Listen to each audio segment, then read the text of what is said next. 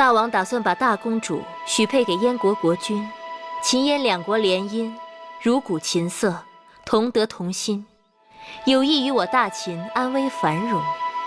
公主出嫁是后宫大事，召姐妹们来就是商议一下大公主的婚事。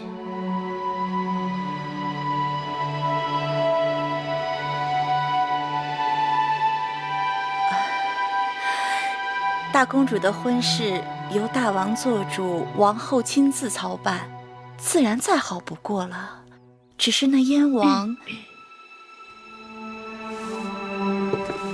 大公主聪慧贤德，嫁到燕国必会得到燕王的专房独幸，秦燕联姻，珠联璧合，真是两国之大幸。夫妻相处，讲究的是琴瑟和鸣，白头相守。而那燕王貌衰老朽，大公主年方18，青春年少，如此夫妻，只会貌合神离，咫尺天涯，如何谈得上长相厮守？更谈不上如古琴瑟，同心同德了。夫妻相处，男才女貌自然最好，但是也要讲究缘分。到底何为缘分？花样年华，相伴日落西山。王后，这殿中姐妹都是过来人，对大公主这桩婚事妥否，大家该是心里有数。这么说，我们和王后都没有米八子一人考虑的周全呀。魏夫人用不着夹枪带棒的，王后明白我是什么意思。月儿在我这里向来有什么说什么，不像有些人总是口不对心。我不嫁！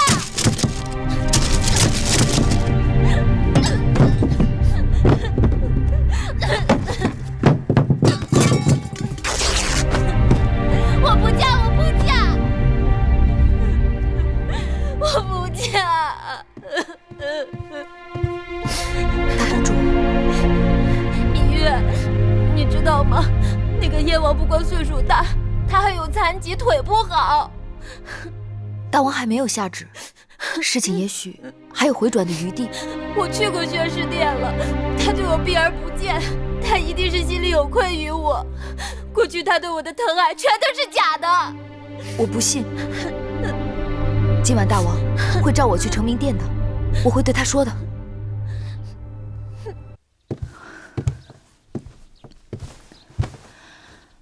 大公主，就算别人不爱惜你，你也该爱惜你自己。我的命是父王给的，他这样逼我，让他收回去好了。你这是以命相搏，其结果必是两败俱伤。照理讲，大王并非蛮横之人，若能弄清楚事情究竟，说不定还能找到回转的办法。只是大王根本不肯见我，王后答应说情，却又不了了之。他连你都避而不见，看来无人可以救我了。别那么灰心。我想，尽管大王是一言九鼎，但总有人说出的话能让大王回心转意吧。除非是他。谁？青青，去给我取膳食来，我要吃东西。大公主，你说什么？快拿膳食来。是。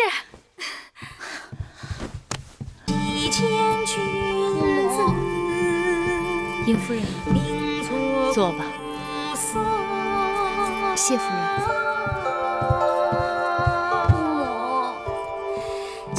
来了就愁眉苦脸的，多扫兴。姑母这里跟我生平，您可知道梦莹心里有多苦？花开花落就在眨眼之间，人生愁苦却是无穷无边。你若耽搁在愁苦之中，误了花期，多不值得。姑母，该来的总会来，一会儿再说也无妨。来，还是先喝杯酒吧。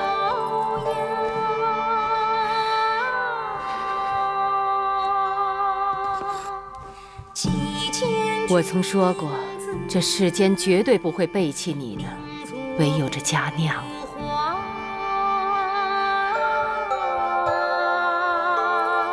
芈月，你知道这首歌唱的是什么吗？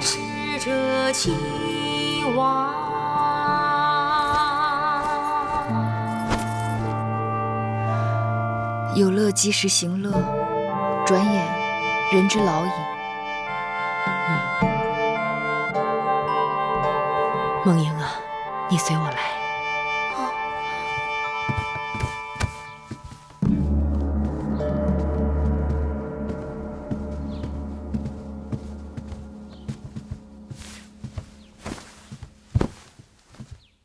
孩子，要哭，你就在这儿哭吧。姑母，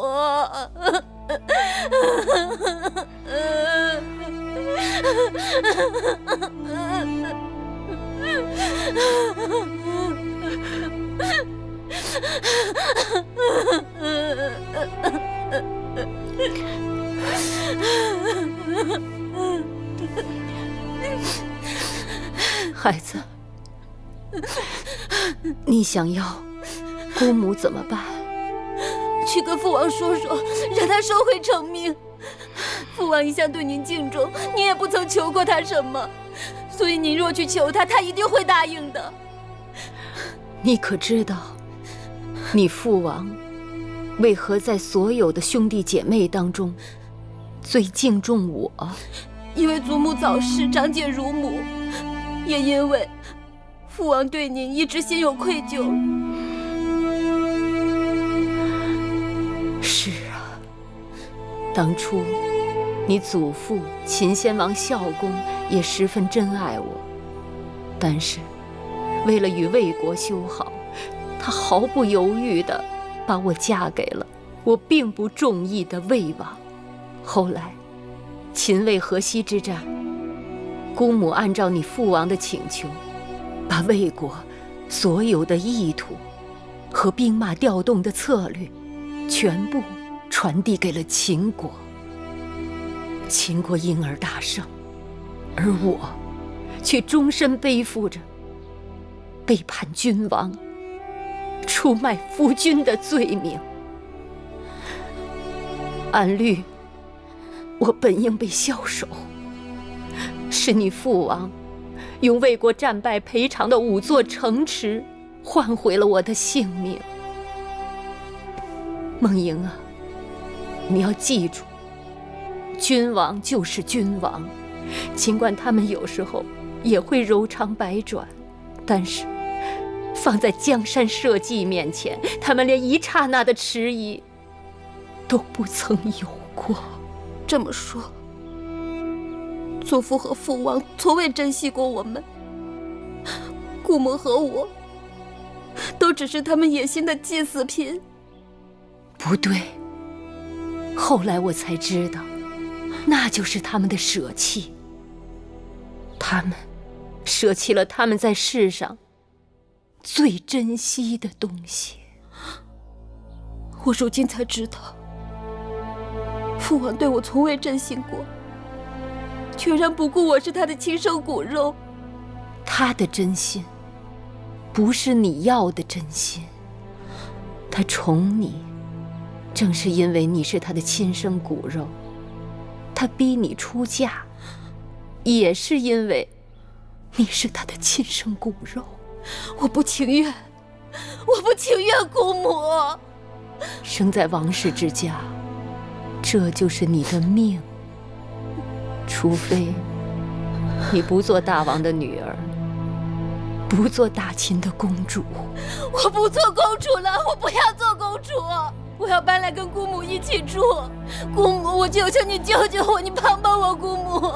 我不要嫁，姑母，我求求你，你帮帮我，姑母，我不要嫁，姑母，我求求你。傻孩子，眼下我这一切也都是你父王赐给的。从你一生下来，你就不懂得什么叫一无所有。当年我离开魏国，秦国是我的退路，我还可以寄居在此，而你眼下却是退无可退。我若劝你退，就如同劝你从高墙上跳下去。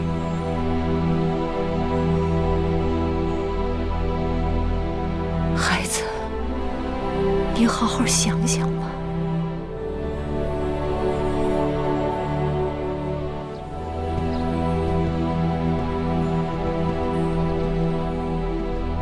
夫人，有话你便问吧。你是大秦最有见识的女子，为何要叫孟莹认命？在秦国，历代先君、储君和公子们，死于战场的不知道有多少。而王室女子别嫁，又何曾不是另一种战场？舍身、舍命、舍情。身为君王，就真的要这么无情吗？你要君王，该有什么样的情呢？是周幽王宠褒姒，还是纣王宠妲己？身为女人，我怨他们。可是跳出这一重身份来再看，失去江山的人，连性命都保不住，还有什么怨恨可言？夫人既然这么说，可言语中却还有诸多的不情愿。君行令，臣行义，他保他的江山，我保我的真性情。夫人大彻大悟，芈月受益良多。非经磨难，不能彻悟。我倒愿你们这些孩子，一生一世，都不要有这种彻悟。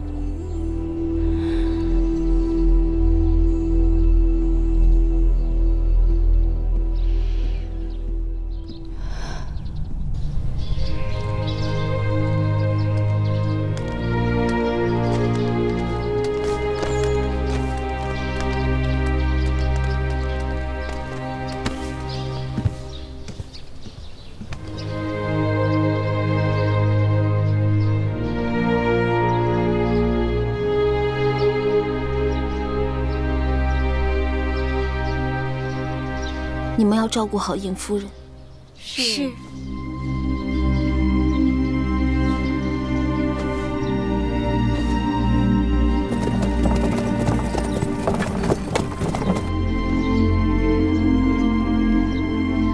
大人，夫人，你来了，怎么也不叫人通报一声啊？我正好路过这里。孟莹他们走了，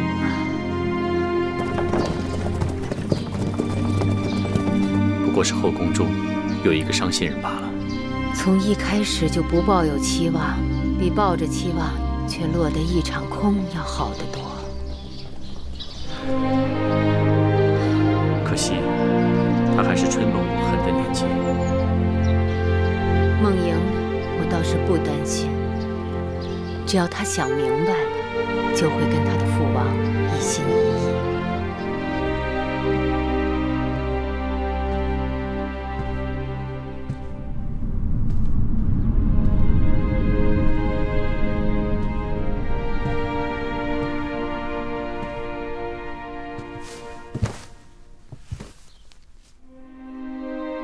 孟莹，拜见父王。你可想通了？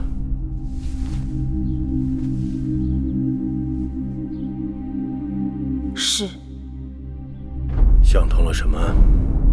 身为秦国公主，位尊而无功，奉厚而无劳，坐享其成，岂能心安？寡人要你嫁与燕王，你可情愿？嫁与燕王，并不情愿。但若社稷需要，联姻他国，孩儿义无反顾。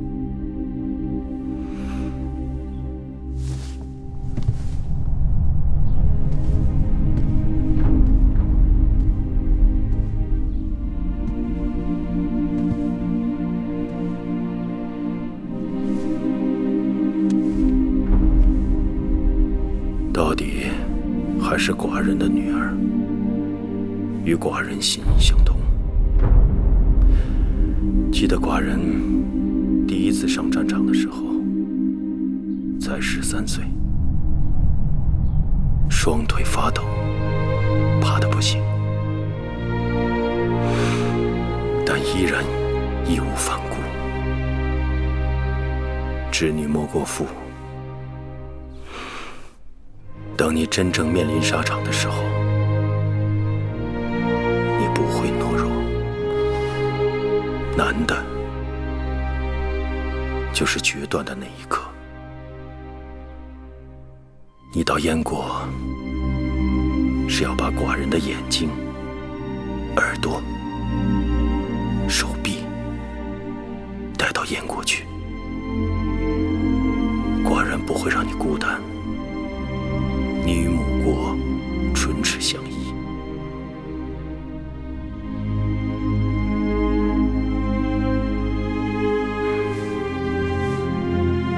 要流泪，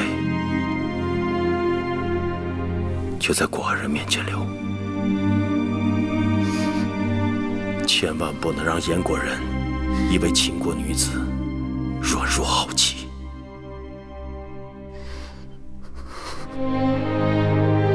你是父王最为自豪的女儿，到了燕国以后，你要记住，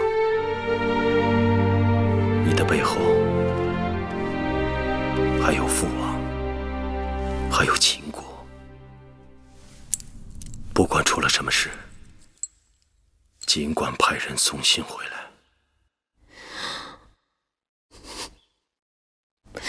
多谢父王。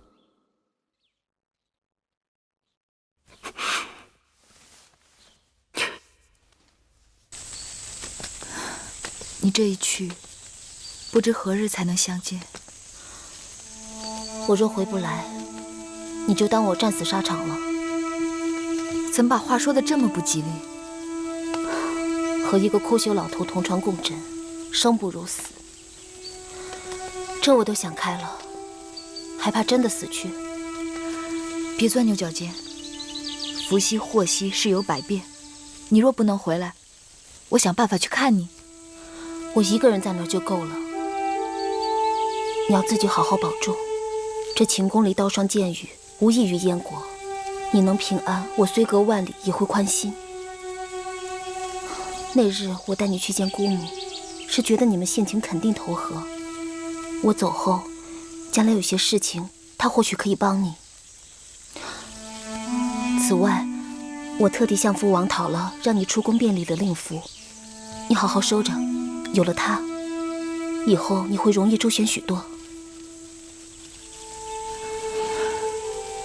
你自己挚爱重重，却还为我着想。以后我也为你做不了什么了。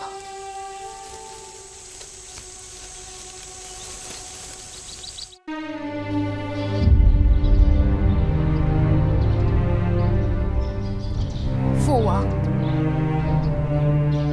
儿臣去了。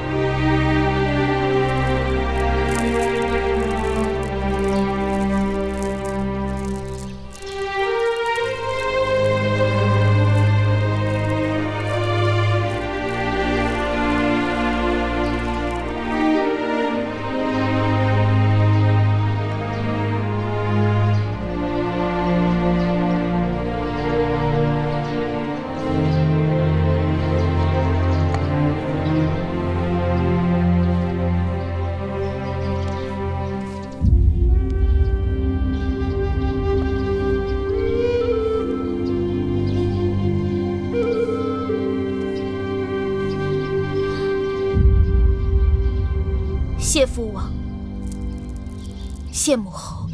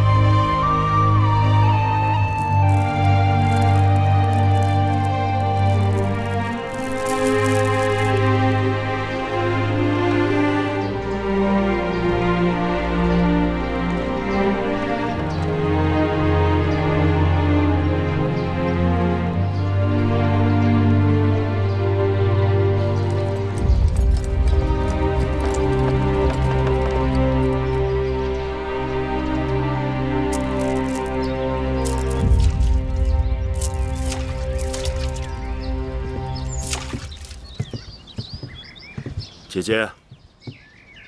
哦，迎夫人。大王来了，姐姐有失远迎。寡人去祖庙，顺便在这里歇歇脚。祖庙在东面，大王却来了北郊，南辕北辙呀。寡人，大王不必讲了，你呀，从来都是有事情纠葛不下的时候，才会想起我。世间也只有姐姐才知道寡人心中也有懦弱。在别人眼中，寡人从来都是个只知利害的无情之人。列国联姻各有所图，年龄相貌不相称的比比皆是，只要梦莹能想通就好。但看梦莹郁郁寡欢，寡人心里也痛。梦莹性子要强，作为公子妃倒也罢了，但是要作为一国的王后，那要忍许多不得不忍的事情。我是吃过那个苦的，回头想想，我如今过的日子，真比那时候高兴多了。如何高兴？你看看这赏鱼、赏花、打猎、抚琴、酿酒。大王，去年秋天的时候，山果繁盛，我还亲自酿了一些果子酒呢，送了雍瑞几坛子，他赞不绝口。大王若是喜欢，也带走一些，尝尝我的手艺吧。说到酒啊，寡人还记得儿时你第一次酿酒，酿得比醋还要酸，还硬要寡人喝。如今手艺大有长进了吧？如今也没有人敢硬要大王做什么了。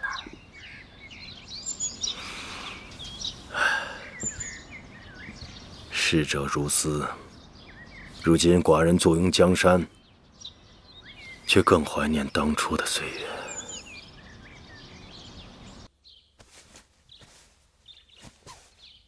这衣服会不会做得太大了些？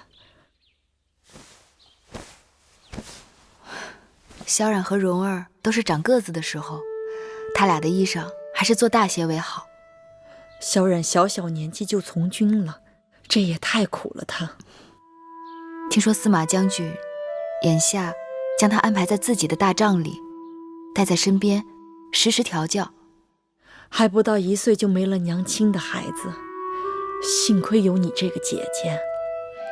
萧然从小有志气，想来不会辜负我们的。蓉儿也长大成人了，但因为威后阻碍，楚王一直没有给她分封。想到她孤身一人在那儿，无依无靠的，真让人揪心。八子，大坚来了。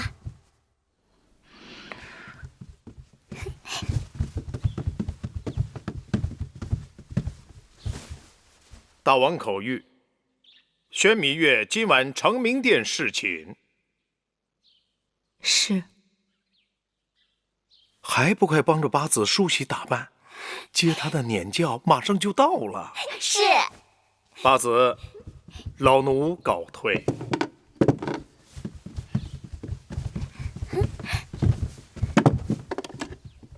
不需要麻烦，平常装束便好。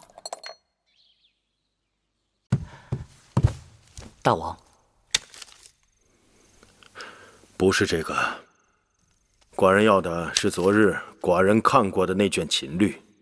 是。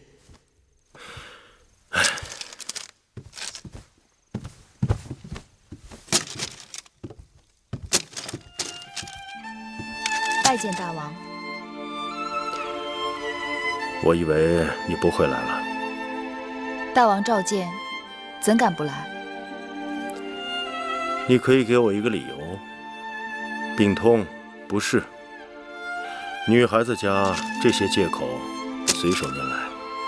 大王洞若观火，被拆穿的把戏，岂不没趣？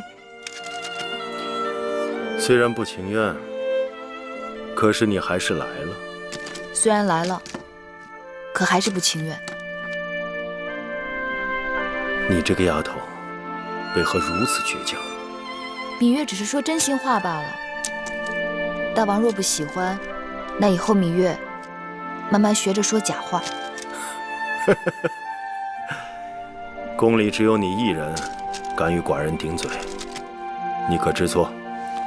大王恕罪。可芈月还是不知错在何处。母亲，下去吧。是。坐。谢大王。坐到寡人这儿来。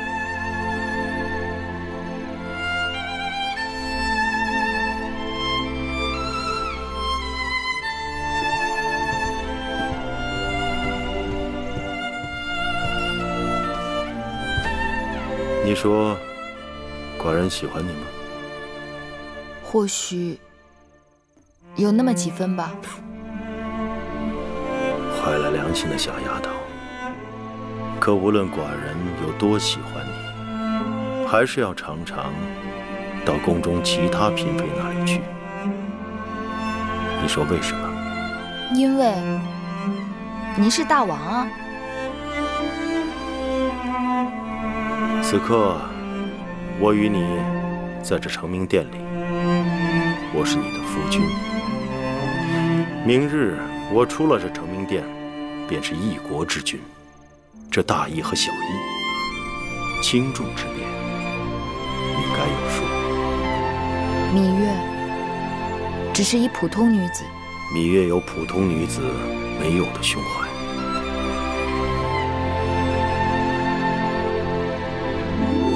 大王是想要芈月学会做宫中女子？寡人不要你做宫中女子中的一个，而是要你在寡人眼中独一无二。行了，别跟寡人赌气了。寡人找你来是有正事，听说整理王后陪嫁的书简之事已快了结，你近来在演练新招来的乐师。芈月只是不想让光阴荒废了。再者，也可以让楚国带来的编钟和其他乐器物尽其用。既然如此，你可愿意每日来给寡人整理书简和奏章？我？寡人要用的书简和奏章浩繁众多，无人分类归档，翻找起来耗时耗力。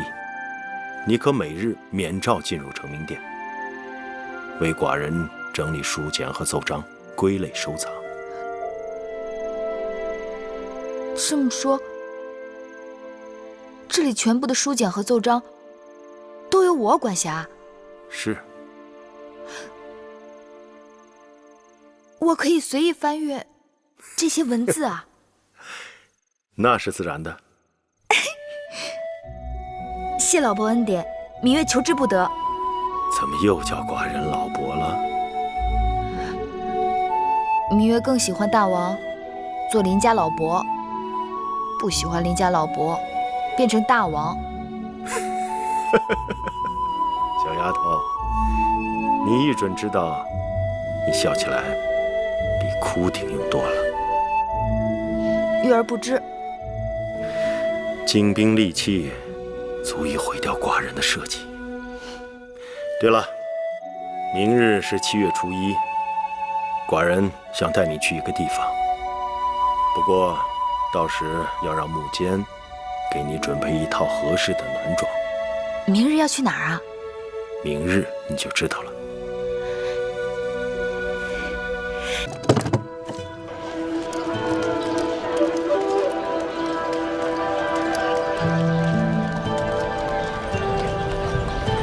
这里就是天下侧室云集的四方馆，也是如今咸阳城最热闹的地方。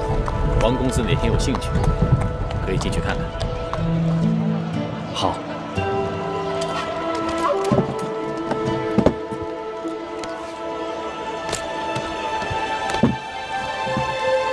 这是什么地方？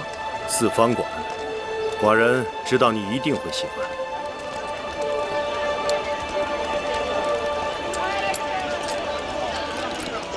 天地万物无理天下，天下事宜，天下熙熙，皆为德才；天下攘攘，皆为利。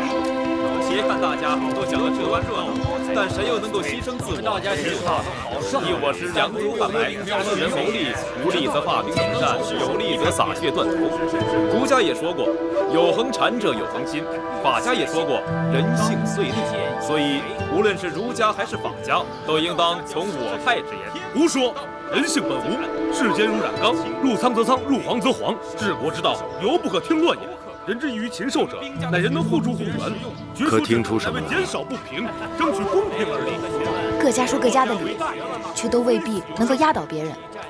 百家争鸣已数百年，谁能说服谁，谁又能够压倒谁呢？其间相生和相克，为什么还要争呢？五行即为五德，万物与五行对应，各具其德。天道运行，人事变迁，王朝更替，更是五德转移之结果。你们都说得好听，却空言无补。如今诸子百家当中，真正能有所作为的是我们兵家。兵者，国之大事。小丫头，你刚才问我什么？得知众寡强弱。我说，既然如此，为什么还要争呢？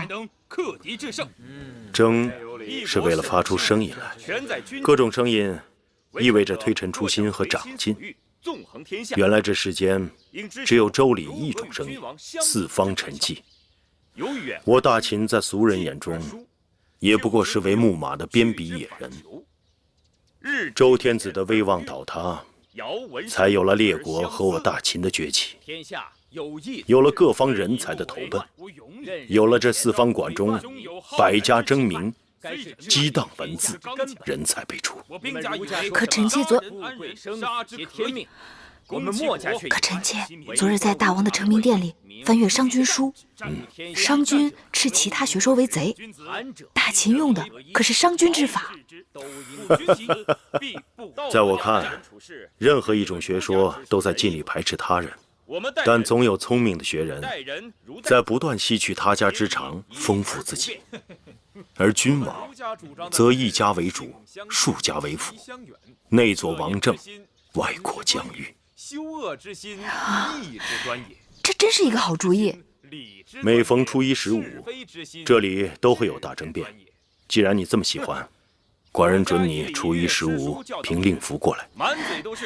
不过必须要男装打扮，还可以，还可以让臣妾下注。当让学子们多知道民间疾苦，掌握耕战之实际本领。啊，公子，王公子，哎，你就在此等我片刻，我去就回。雍大人尽管去吧。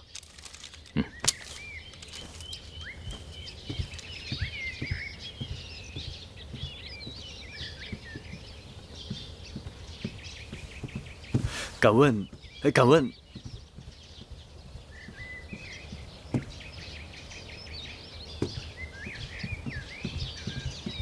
敢问，在下初进秦宫，想向你打听一人。何人？是位楚国来的女子。这宫中楚国来的女子多得很。这个女子名叫芈月。你是何人？怎敢大逆不道，直呼芈八子的名讳？她与你有何干系？哦，在下也是楚国人。这宫里宫外楚国人多得很，都借着楚国二字来攀附八子。你四处打听他，到底想做什么？啊，母亲，雍大人，不知你在问什么呢？这位公子是随我进宫办事的。小的不知，这位公子是跟雍大人一起的，多有冒犯。我们这就告退。雍大人慢走。走啊。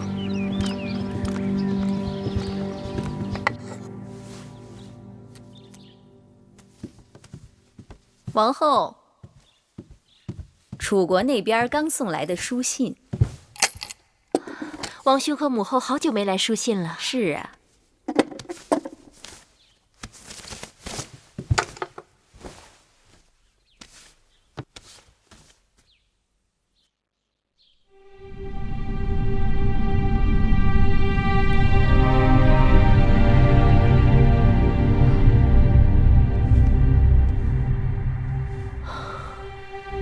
王后出了何事？母后现世了。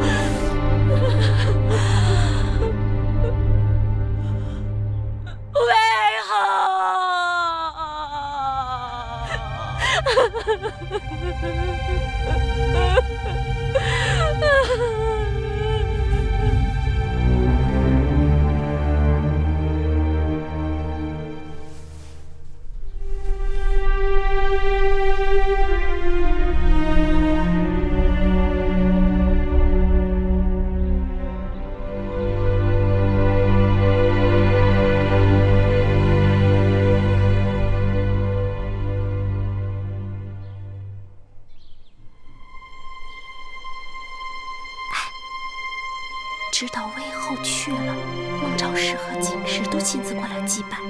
可直到此刻，那个芈月不仅没有露面，连声问候都没有。今日我还曾特地去会院通报魏后故去的消息。仙儿慧儿好歹还说了声请王后节哀顺变的话，可那芈月就坐在屋子里，竟然连眼皮也不眨一下。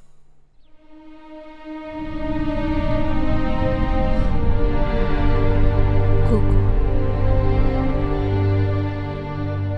你说在我出嫁前，母后日日守着这些陪嫁裙的，看了不下数十遍。魏后字字斟酌，唯恐一点疏忽，让王后在秦宫用度不足，衣食不便。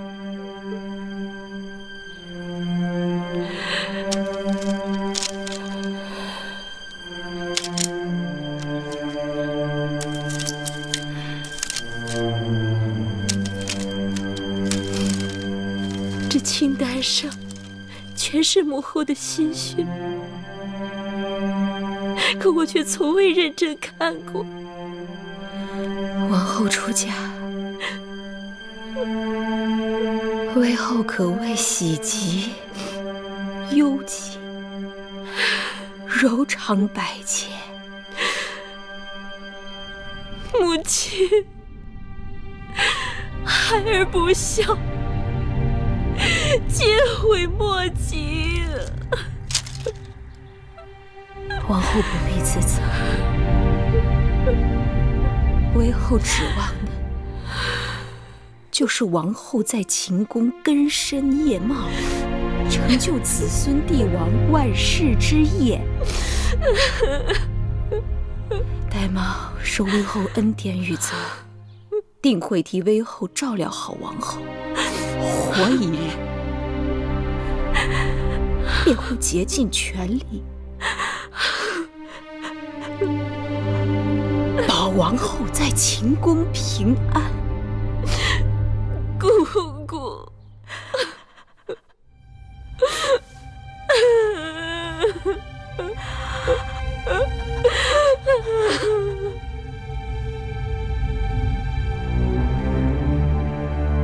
他死了，他居然死了。死了？谁死了？微后死了。楚国来信通报，说他因病而亡。王后不思茶水饭食，因此事哀痛欲绝，不能自已。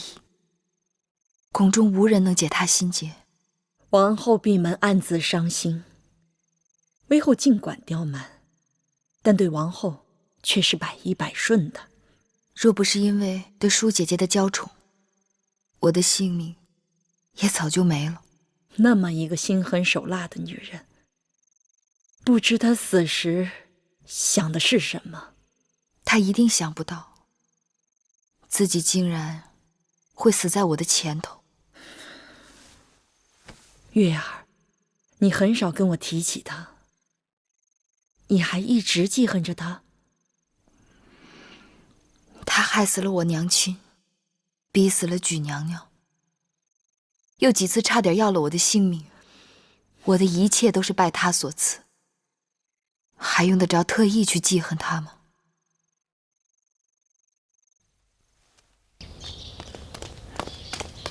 先生，公孙先生，你怎么来了？我今日来也是迫不得已。出什么事了吗？先生是否曾有块符节交给义渠人使用？确有此事。那是在秦王迎娶新王后之前，我借给他们的。当时说好了，用完之后即刻奉还。但是因为事情没有办成，他们却也赖着不还给我。这事情都过去2、3年了，我现在正在想办法与他们交涉。先生不必痴心妄想了。前些日子，我们在义渠国的密探秘密通报，早在半年多前，秦国的雍瑞大夫以重金从义渠王手中买走了那块符节。什么？这怎么可能？如果真是如此的话，秦王为何待我从无异样之处啊？那不过是猫戏老鼠的手段而已。眼下先生随时都可能大祸临头。事不宜迟，魏王已经为先生做好了安排。8月初1，我在城外接应先生离开咸阳。这是给你准备的出城符节，这是伪造你身份证明的注册。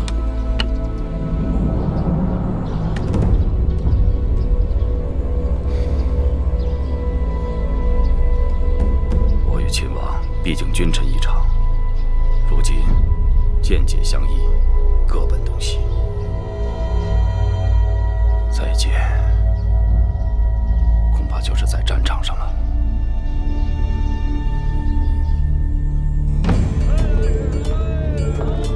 走吧，下一个。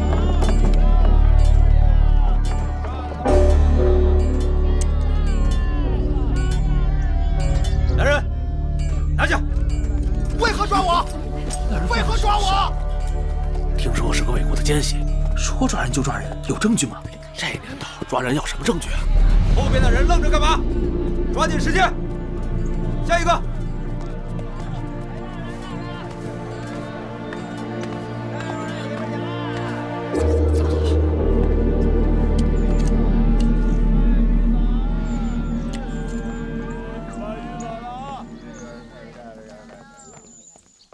放行。下一个。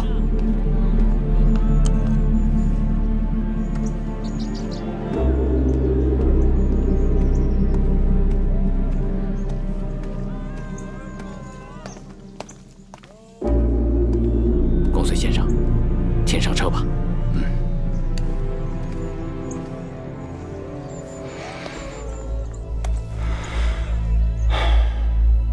我若再回来，必是率领兵马入咸阳。我要让你等知道，谁才是真正的无双国师。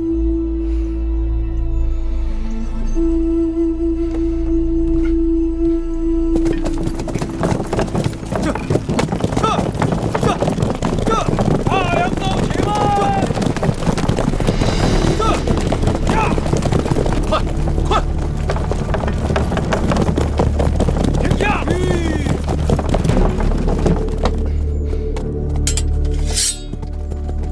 车内可是公孙衍。公孙衍，请下车吧。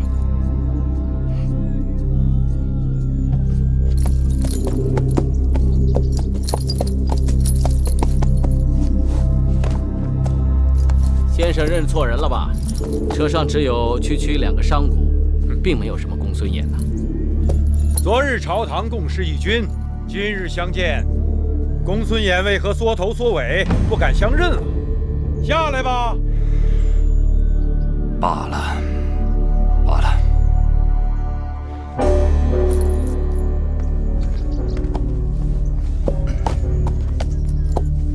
既然如此，楚离子不必对我言语羞辱。我公孙衍不过是想出趟远门，不劳楚离子相送啊。身为大良造，出行光明正大，何苦要乔装打扮？公孙先是位高权重，乃大王的左膀右臂，怎能不辞而别呢？昨日座上客，今日阶下囚。大王待臣下3心2意，令天下人寒心。大王对你仁至义尽，倒是你公孙衍朝秦暮魏，手鼠两端。带走。是。慢着，慢着。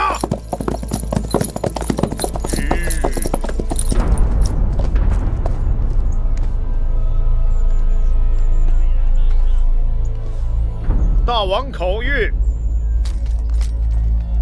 公孙先生曾为秦国社稷立下汗马功劳，听闻即将远行，特赐千金以壮行色。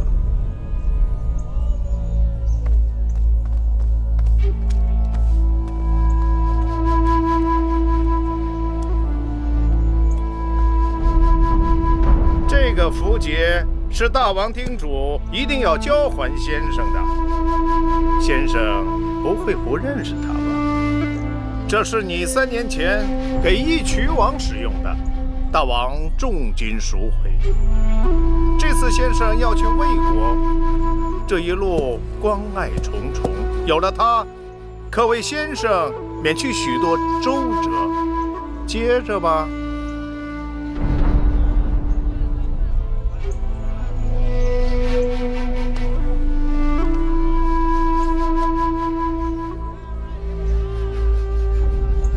楚离子，放行吧。放行。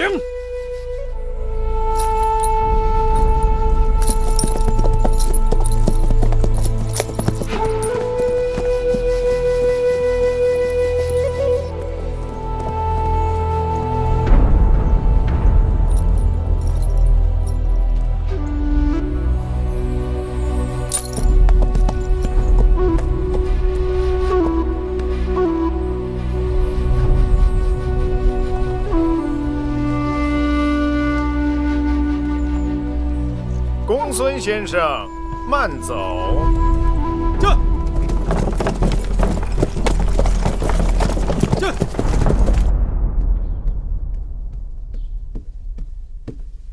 大王，公孙衍出走魏国，必成大患。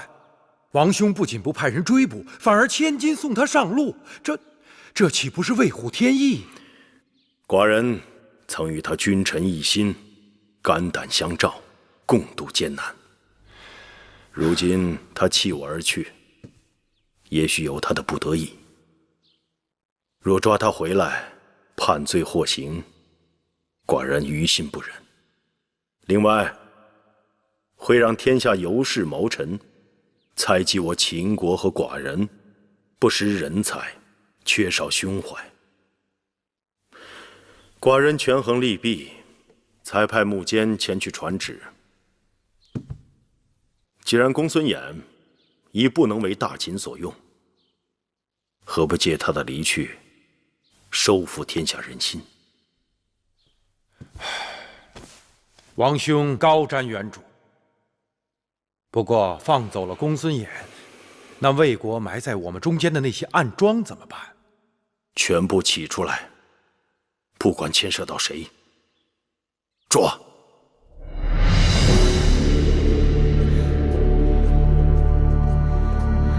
姐姐，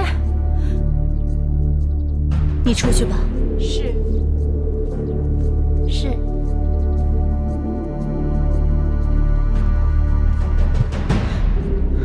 姐姐，公孙衍出逃魏国，这事儿你知道了吗？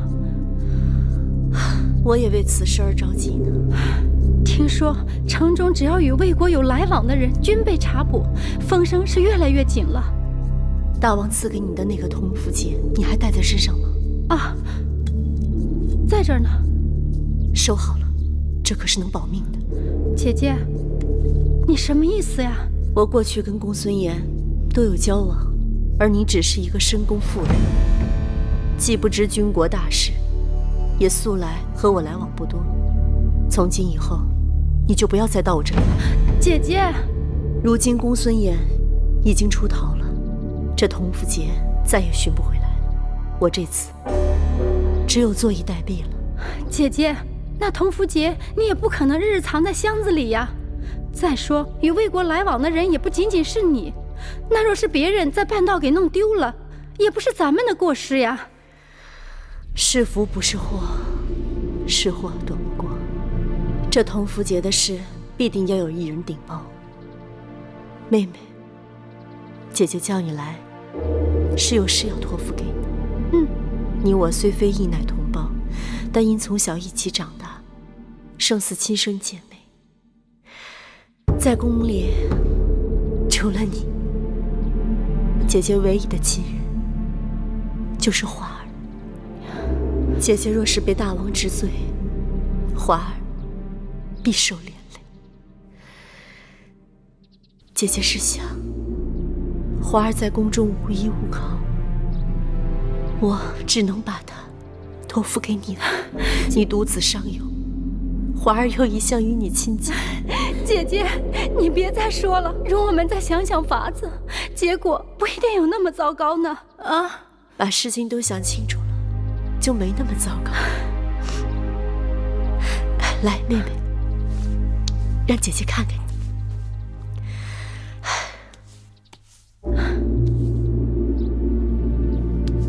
你说这时间过得还真是快，这转眼我进秦宫已经近20年了，而你也有10几年了。那时候你还是一个毛手毛脚、经不起事的小丫头。记得那年你失手打碎了大王的一个碗，吓得你躲到了交房店的偏殿，浑身发抖。姐姐，后来还是你替我顶了罪，还被王后罚跪了2个时辰。逝者如斯夫，你已为人母，姐姐也老了。姐姐，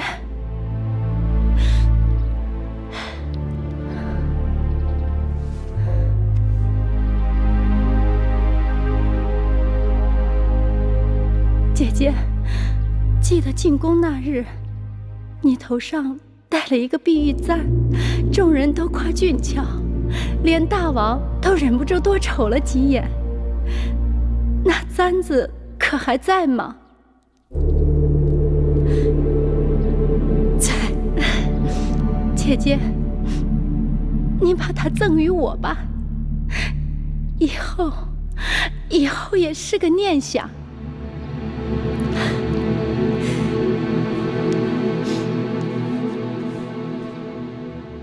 你等着，姐姐去给你拿。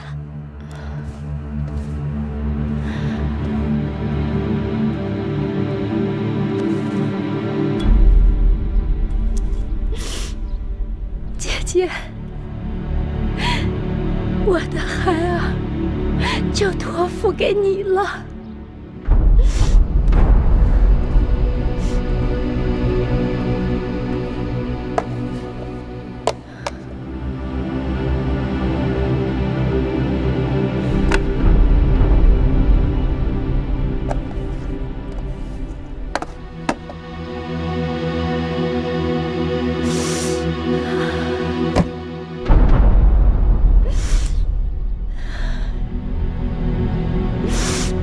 姐姐，你多保重。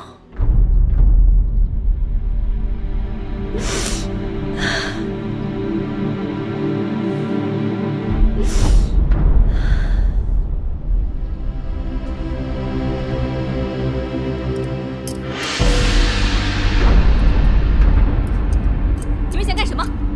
卫禀夫人就敢闯进来！夫人，奉大王之命，查办魏国奸细案，内府要传唤你身边的采凡，请夫人允准。我身边的士人都忠心耿耿，没有奸细。如若你们要带人，还是带我去见大王吧。夫人在时不可离开，还要协助老奴查找一些东西。找什么东西啊？铜符节。那东西我一时想不起来放在哪里了。既然夫人想不起放在哪里，那我们可以帮你找。是。你们想干什么？若是真找不到，恐怕夫人就更不好交代了。哦，忘了告诉夫人，魏长史已经前往内府问审了。我妹妹什么都没做，你们太放肆了。大王吩咐，公子华身边的所有太傅和侍从均已换人。采凡，你还站着干什么？走吧。夫人保重，奴婢先去了。不光是采凡，所有从魏国来的侍女侍从都要到内府过一遍，带走。是。夫人保重。大监没有。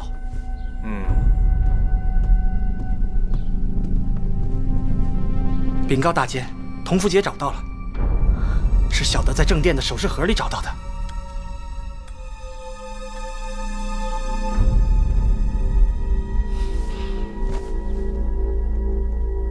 那魏夫人平日多霸道啊！如今眼看着她手底下的人一个个的给拉去过审，总算是出口恶气。可不是，大王可算要跟他们算总账了。下毒害王后是一档子，勾结一群人打劫是一档子，借着国美人上吊陷害咱们再是一档子。那魏氏姐妹死多少回都不算多。这要是在咱们楚国，割鼻子挖眼睛，再砍掉他们的双脚，只怕眼下还伤不到魏夫人毫毛。查铜符节都以为魏夫人定跑不了了，结果呢，魏长史的铜符节没有了，魏夫人的还好好的在首饰盒里装着。谁都能看出来，那个魏长史就是个替罪羊啊！魏夫人才是真正的幕后主使呢。你们两个去膳房看看，给王后煮的百合莲子粥该好了，让他们拿兵给镇上。是。奴婢看着，王后有心事。魏夫人他们倒了，照理说我该高兴，但心里却是害怕。王后怕什么？当初秦楚联姻，王兄指望秦国能助楚国称霸天下，母后更是深信楚国强，我在秦宫势力必定也强，时时能帮楚国说上话。可结果却是秦强楚弱，秦进楚退。现如今我在后宫，哪句话该说，哪句话不该说，全要看大王脸色。假如有一日朱由蒙了心，一步走错，魏夫人就是范例。你们都以为大王是在帮咱们出气，其实若不是大良造挂印出逃，大王说不定还由着魏夫人他们在后宫耀武扬威呢。如今收拾他们，却让你们这般惊喜若狂。但只要魏夫人倒了，后宫就没人能与王后作对了。真的吗？不对，奴婢忘了那个狐妹子芈月了。王后是不是说那芈月？我不是这个意思。就算芈月想作怪，也绝非王后的对手。王后是正宫，有嫡子，魏夫人倒了，公子华已经没有机会了。接下来，王后就要把心思放在立嗣上。一旦大王立公子为太子，那王后的位置不就高枕无忧了？话是这么说，但是大王疑心最重，此事容易弄巧成拙。要不然，咱们让芈月替王后出头。眼下那狐妹子可以随意出入成明殿呢。唉，自打母后去世，我与芈月也冷了许多。一想起母后与她的纠葛，心里难免郁闷。魏后过世，与她脱不了干系。姑姑又来了。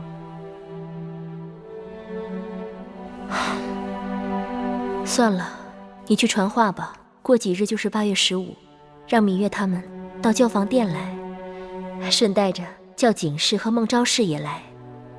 魏夫人倒了，总是幸事，我们姐妹们也该聚聚了。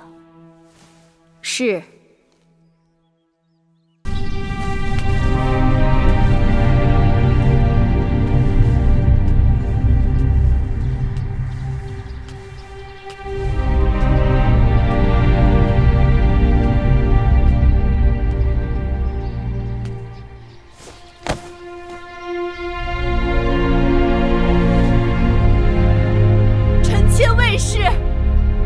求见大王，臣妾有罪，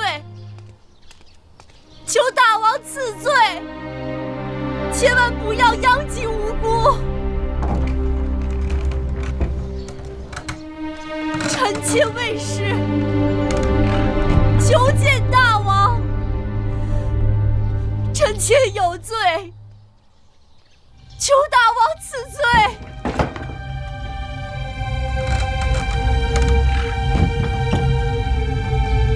求大王千万不要殃及无辜！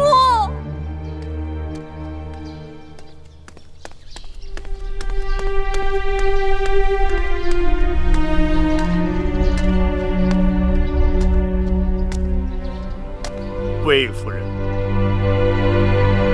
夫人还是请回吧，大王不会见你的。既然大王不肯见我，求大监代我呈上这封血书。夫人为何要为难老奴啊？大王从来不把这种割破手指洒点血的东西当作诚意。既然大王不肯见臣妾，又不肯看我的血书，那我只好跪死在这儿了。那请魏夫人自便吧。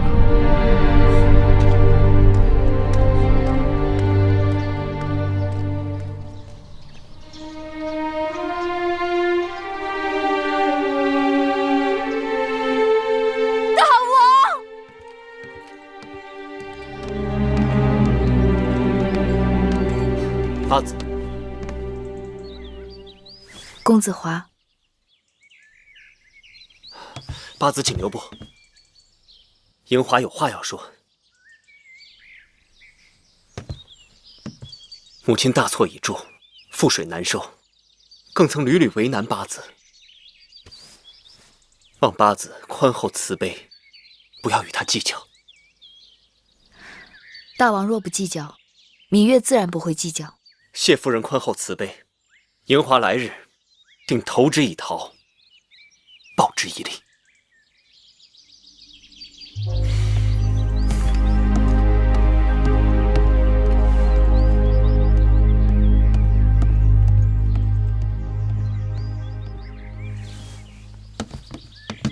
凭这么几句话就想为魏夫人开脱，也太便利了吧？魏夫人与公子华虽然是母子，但真的很不一样，还是应当母是母，子是子。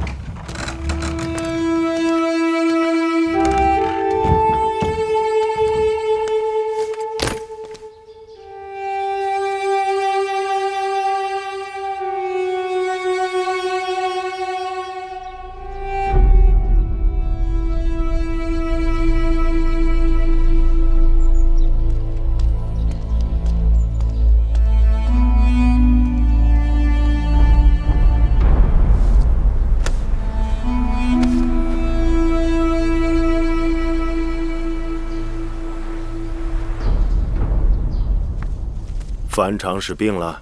是。樊长史说出当年摔下台阶的事情之后，回去就病了。老奴就这事还审问了魏长史，他把事情都担下来了。他说那日看见王后在责罚国美人，于是伺机作乱，叫旁人绊倒了樊长史，想给大王火上浇油。记得当初老奴想查清此事，但因为永县令警离遮掩，因此一直没有查出个所以然。你曾告诉我，那芈月推测樊长史不是自己跌倒的，可后来见你查不出结果，寡人还想，那丫头虽然聪明，但也有看走眼的时候。谁知竟有这峰回路转呀！樊长史这个人胆子最小，是心病，他知情不报是过。但眼下又帮着寡人查清旧案，是功，算他功过相抵。派个好御医去给他看看吧。是。大王，永县令派人来报，说魏长史刚刚在报室里咬舌自尽了。怎么没将他看住呢？一个人一心要死，是看不住的。出去吧。是。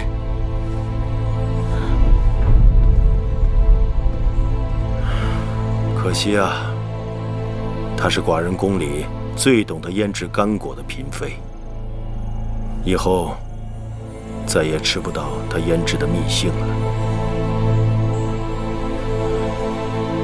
魏夫人还跪在殿外吗？是，已经整整1日了。公子华也来了，华儿也来了，就跪在大殿外。到此刻也已经有2个时辰了。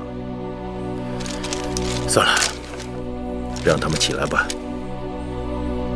去告诉魏夫人，让她回去好好闭门思过，痛改前非，不然寡人再不让华儿与他相见。是。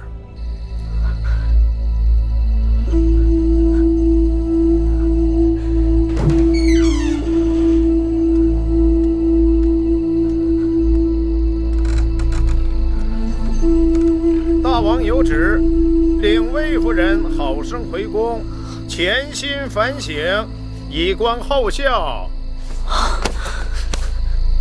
母亲，我们回宫吧。父王准我们回宫了。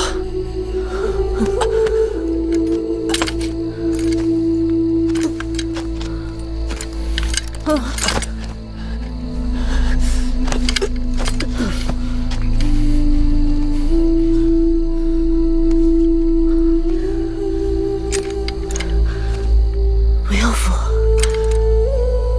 我自己能走。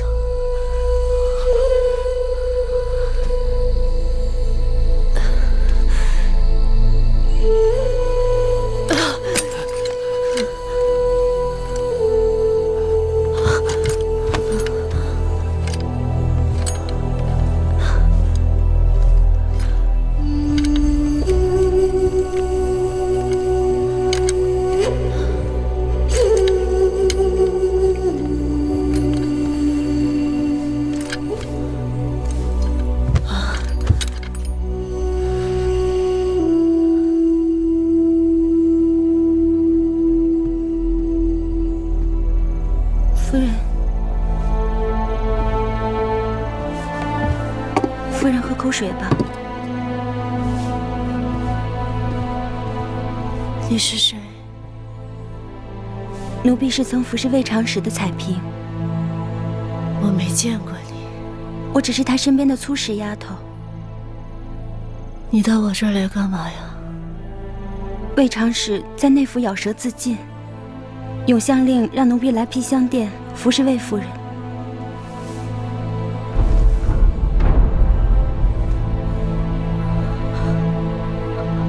你说他咬舌自尽了？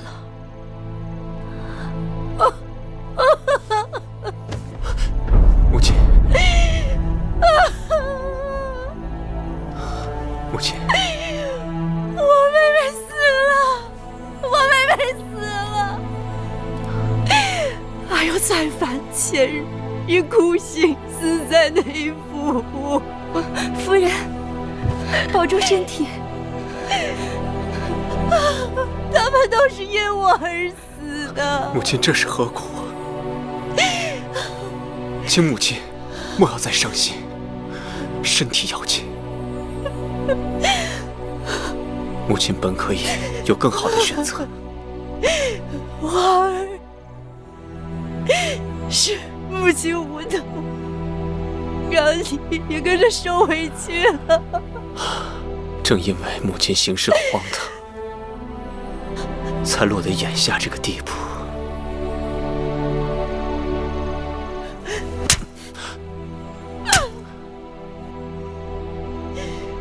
母亲就你这么一个亲人了。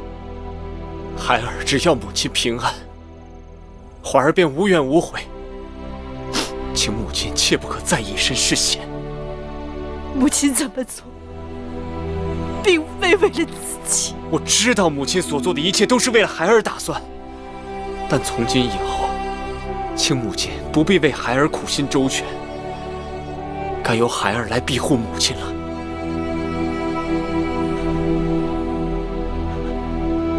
你庇护母亲？请母亲放心，母亲便是孩儿的天，孩儿会把母亲的一切看得比自己的性命还重。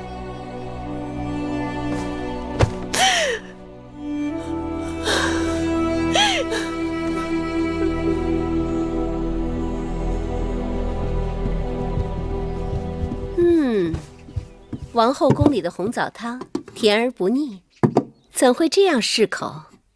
王后一定要交给妹妹。我还真教不得你。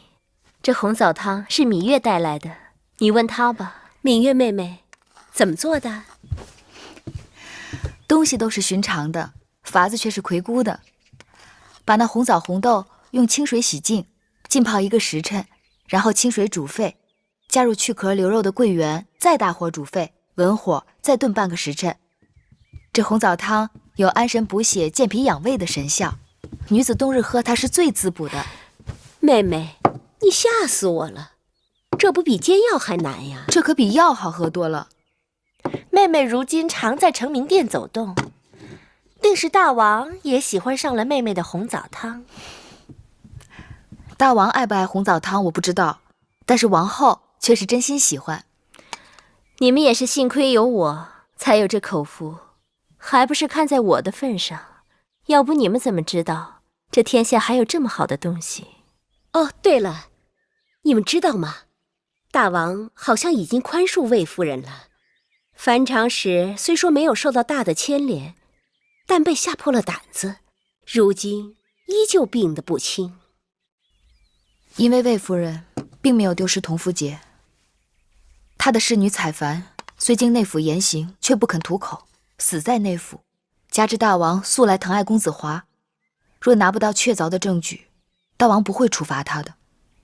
但他在宫中再想害人，却是不能了。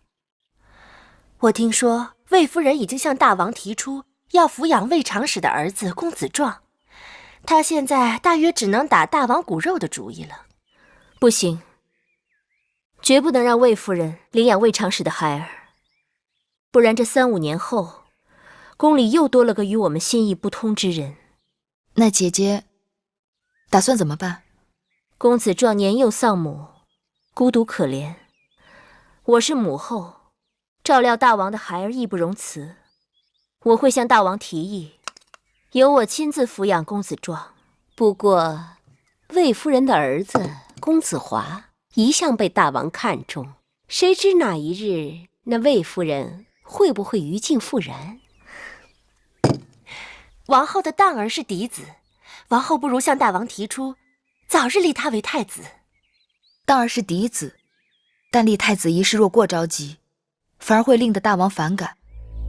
依我看，最好等当儿长到3、5岁，性情初定，再找个机会和大王提更好。难道米八子的意思是眼下公子当还看不出有当太子的资质？不然为何要等？你可知欲擒故纵这4个字，凡事欲速则不达。好了，你们不要争了，今日只是姐妹相聚，何苦为了不相干的事情闹得不高兴？